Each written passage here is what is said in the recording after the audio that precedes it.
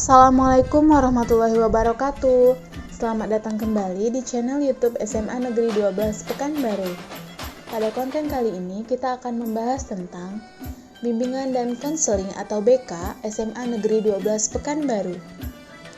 Bimbingan dan konseling di sekolah sangatlah dibutuhkan untuk menunjang kepribadian siswa dalam dunia pendidikan dan lingkungannya.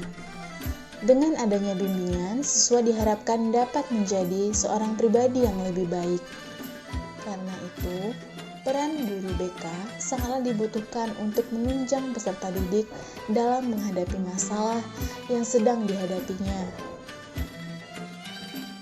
Peran BK juga sangat dibutuhkan dalam memberikan informasi dan mengarahkan siswa-siswa kelas 12 yang ingin melanjutkan pendidikan ke perguruan tinggi. Siswa dapat berkonsultasi pada guru BK jika masih merasa bingung terhadap jalur apa saja yang harus diikutinya untuk masuk ke perguruan tinggi. Dan siswa juga dapat berkonsultasi tentang jurusan apa yang cocok baginya sesuai minat, bakat, dan kemampuannya. Untuk lebih jelasnya, yuk kita simak penjelasan berikut ya.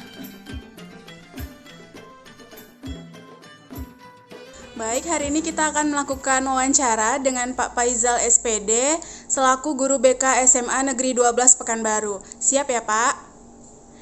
Baik, pertanyaan yang pertama, bagaimana sistem kerja BK saat pandemi COVID-19 ini Pak? Ya, untuk kerja BK selama COVID-19 ini kita memang menggunakan sistem daring. Artinya kita tidak ada bertatap muka sama sekali dengan siswa karena untuk menghindari hal-hal yang tidak diinginkan. Baik, pertanyaan selanjutnya, apa saja kegiatan yang dilakukan oleh BK ini Pak? Kegiatan dilakukan oleh BK selama pelaksanaan, artinya selama masa COVID atau pandemi COVID-19 ini kita melaksanakan sistem kerjanya secara daring dengan menggunakan media massa. Artinya media massa yang kita gunakan itu berupa WhatsApp, IG, GC, dan sebagainya. Sehingga dengan hal-hal ini kita bisa menghindari, bisa menjauhi dari hal-hal yang tidak diinginkan. Baik Pak. Kemudian pertanyaan yang ketiga, apa perbedaan kegiatan BK sebelum pandemi dengan saat pandemi COVID-19 ini Pak?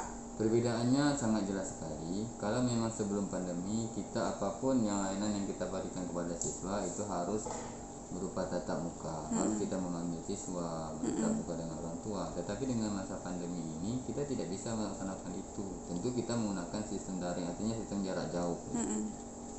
Baik Pak, pertanyaan selanjutnya, bagaimana pentingnya peran BK dalam sebuah sekolah Pak? Oh, sangat penting sekali karena BK ini salah satu fungsinya adalah mengoptimalkan potensi yang ada pada peserta didik. Artinya siswa ini kan belum maksimal dia mengenal diri siapa dirinya. Dengan adanya BK ini setidaknya sebagai orang tuanya yang kedua lah membantu siswa untuk proses perkembangannya. Baik Pak, pertanyaan yang kelima, bagaimana peran BK saat kelas 12 yang ingin mengikuti SNMPTN, SBMPTN, dan PBUD Pak?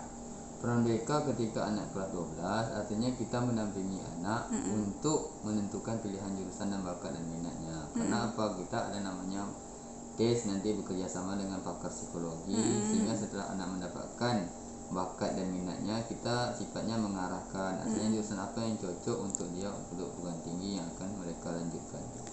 Baik Pak, pertanyaan yang terakhir, bagaimana cara BK menghadapi atau mengatasi siswa yang bermasalah Pak?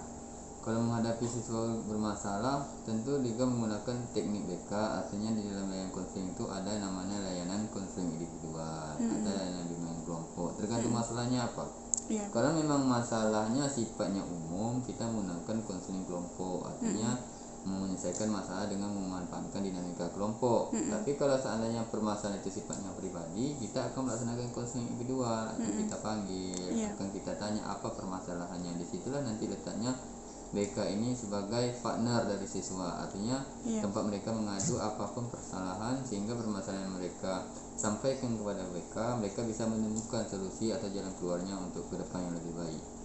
Baik Pak, terima kasih ya Pak.